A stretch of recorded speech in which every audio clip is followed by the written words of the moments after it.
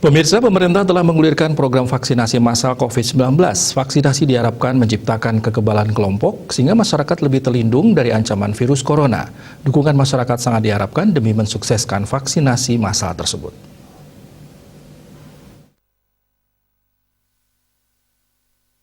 Tokoh masyarakat sekaligus Kelihan Pekandal Pura Pedarman Pusat di Pulesari, Guru Gede Suparta menyampaikan, menyikapi perkembangan pandemi COVID-19 di seluruh dunia dan Indonesia khususnya di Bali, masyarakat yang tergabung dalam para Gotra Sentana dalam Tarukan, PGSDT dan para Pekandal serta Warih Ida Betara dalam Tarukan, mendukung sepenuhnya program vaksinasi COVID-19 massal.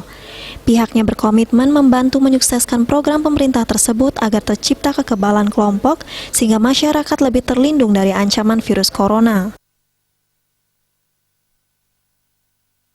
Masyarakat kami akan menikmati kekebalan itu untuk tidak terjangkit virus corona. Oleh karena itulah kami sangat mendukung program vaksinasi ini dan juga antusias, tidak ada yang menolak. Semua positif dan sangat berharap vaksinasi ini untuk diberikan secara berlanjut sesuai dengan program pemerintah dan indikasi medis yang ada pada virus corona itu sendiri.